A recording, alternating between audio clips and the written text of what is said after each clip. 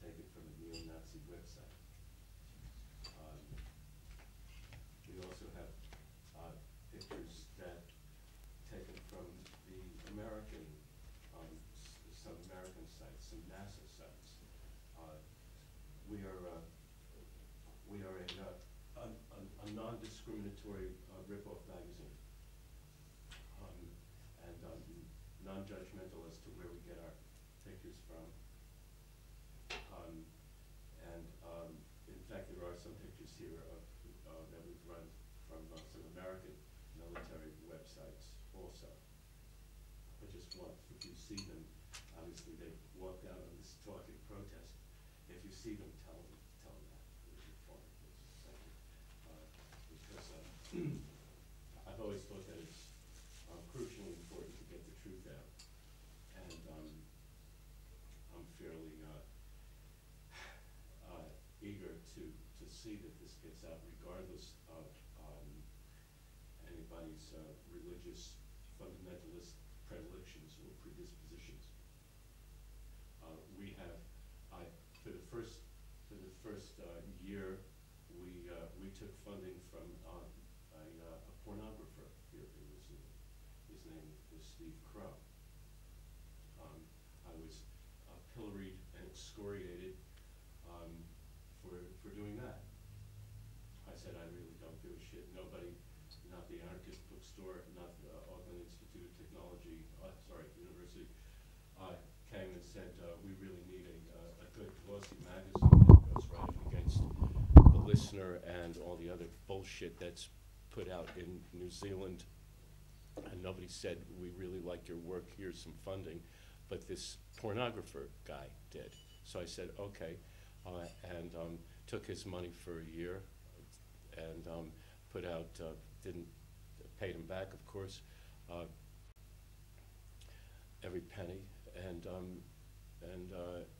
you know, under the stipulation that he had nothing to say about censoring what was in his magazine. Fine. He didn't make you print pornography, did he? No, not at all. No, but he's gone now, and we're totally independent. We even ran a story about people becoming addicted to pornography. Yes. And people having plastic surgery on the genital area, so they look more like porn stars. Anal bleaching. Anywho,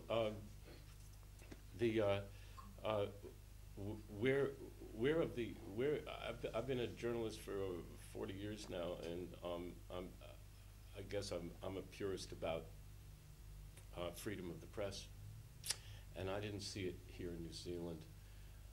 And I've been in New Zealand for 21 years, and I thought that it was time to start a magazine that went head-to-head with the mainstream here.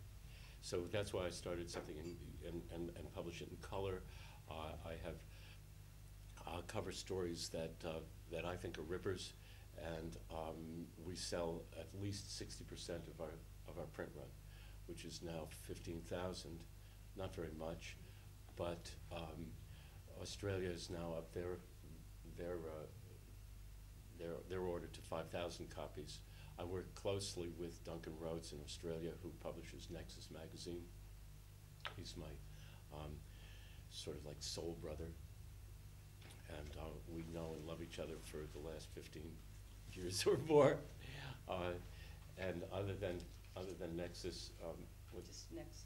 Yeah, we run ads for them and exchange ads. We think that Nexus, New Dawn, Uncensored, should be encouraged at every opportunity by our readers, and we indeed are. I get many hundreds of emails. I'm totally exhausted trying to answer them all. This is turning into a very popular magazine in New Zealand and Australia, and we just got an order from the biggest distributor in the United States. The unfortunate part about that is that we can't afford to print in the United States, and even if we could, I'm a little bit apprehensive about the possible repercussions of that. So if we do go to the United States, I'm out of here. I quit. but I'm happy that we've been able to launch this and to have an impact on mainstream. And I think that's where it's at. We're not talking to each other.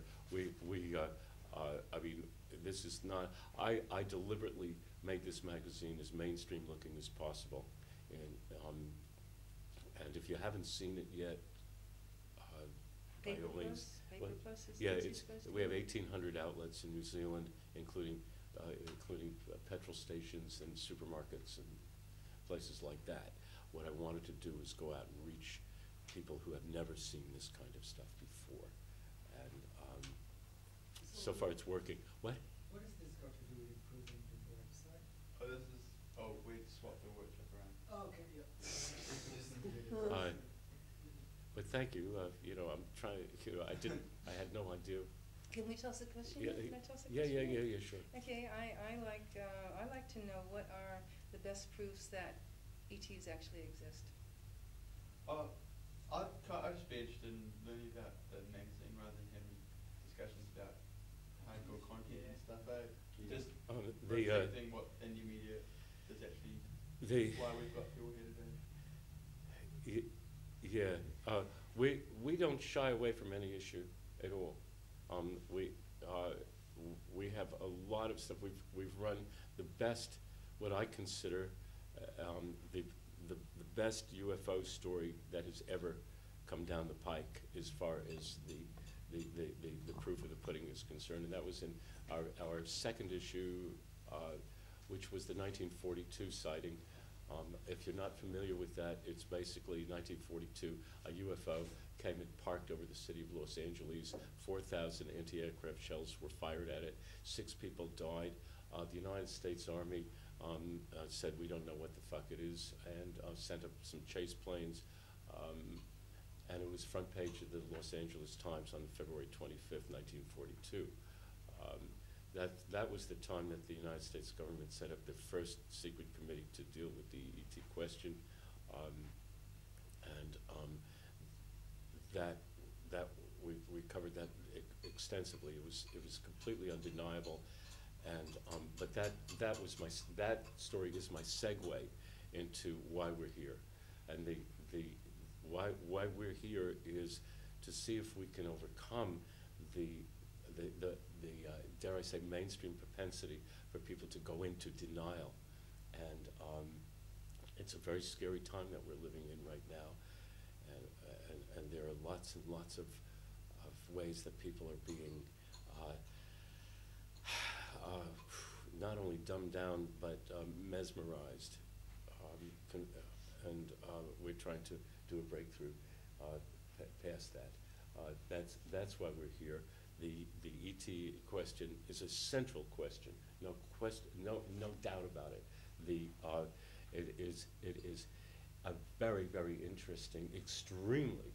I don't think there's anything more interesting than the so-called ET question. And we're running some interesting DNA. ET DNA stuff in the next issue. In this issue, we have I've got 37 seconds of the real Roswell footage, which nobody's claimed, nobody's made any money from, and the Roswell situation continues to be the Roswell incident continues to be a very central, pivotal point. I don't think that we can legitimately separate our concerns about politics in this era with this ET question. And for those who want to say, well, it's irrelevant and what we have to do is confront the fascist, totalitarian, mainstream, hypnogenic media, and this ET thing is completely peripheral, I say it's not. I say this is a very, very interesting, there's a confluence here of events that people who, and I've been in the radical politics since the 1950s. And I've seen this, debated and shunted to a siding for many, many years. It shouldn't be. It's very, very central. Yeah, I had wanted to speak on how ETs actually control media. Well, probably everything else. Well, we could leave that to your session. I'm banned. For this particular session, I I only urge you not to turn your back on this particular aspect of historicity, because it is very important, and how it is important is not a flake issue. How it is important and how it dovetails with a lot of other things, like the use of religion to control the masses, how it dovetails with the suppression of scientific discovery, how it dovetails with the building and maintenance of a totalitarian media empire, are all very interesting. But most of all, how it dovetails with the precise means by which off-planet technology has been secured by totalitarian empire and used is indeed one of the most interesting questions that I've ever seen. And in fact, we've got a story on American underground bases and the experimentation on people that has been going on for a long, long time. I don't pretend to have the answers to these. I certainly do have some of the questions, which is why one of our editors is an ex-NASA astronaut who was in charge of the Mars project for 13 years. His name is Brian O'Leary. O'Leary used to tell me that he just knew that the Martian poles were made out of frozen carbon dioxide. I said, how do you know that? He said, I'm a scientist. I said, well, fuck that. We've had our discussions over the years, but he's an honest man, and he's now in hiding in Ecuador. He's left the United States after his best friend Eugene Maloff was murdered 2 or 3 years ago. Maloff was the chief exponent of one of the free energy technologies being developed, and that was initially the cold fusion Pons-Fleischmann experiments.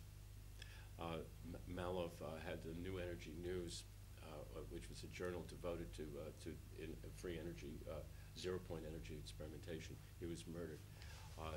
Anyhow, the chase. Yeah. Sorry. Go ahead.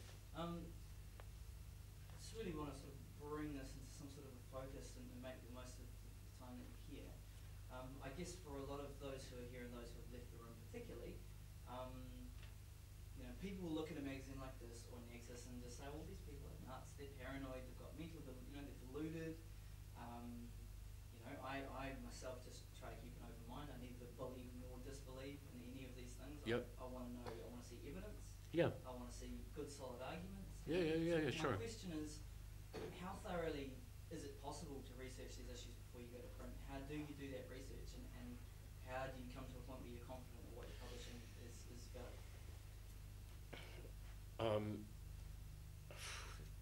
You want to maintain focus with a question like that? That's good. Oh, good. Okay, fine.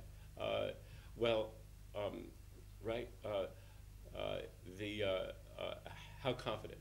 The degrees of confidence in your information, right? Well, I go back 40 years, and lots of research, and the point that I have to make, the focus on this, is it's all hypothesis, isn't it?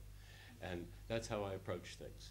Whether it's, is Noam Chomsky a shill, or is Mars inhabited? It's all hypothesis. The reason this is uncensored is if somebody comes up with some better information than I've got, if they say this is all bullshit and here's the reason, I'll publish it. Okay? And here's the next level of hypothesis. The laws of physics are not to be treated like traffic laws. You see, in fact, the greatest one of the greatest physicists of the 20th century, David Bohm, said, "What if the laws of physics were evolving along with everything else in the universe?" Okay, it's all hypothesis. Okay, if this is bullshit, show it to me. Tell me. We'll go. Last issue bullshit, and we'll run that. I'm not addicted. You know, it's like Richard Pryor said, I've been smoking dope for 35 years and I'm not addicted. The fact is that I've got a tremendous, well, for this lifetime, a very, very good database, if you will, of pros and cons and footnotes and info and disinfo and this info and that info. And I'm pretty confident. I shouldn't say, I can't say 100% confident because I'm not 100% confident about anything because of the nature of information and the nature of the whole deal being hypothesis. Unlike our friends who walked out before they heard a word that I had to say, and I hope they didn't steal the magazine, you know, I really have to approach the next moment as an agnostic.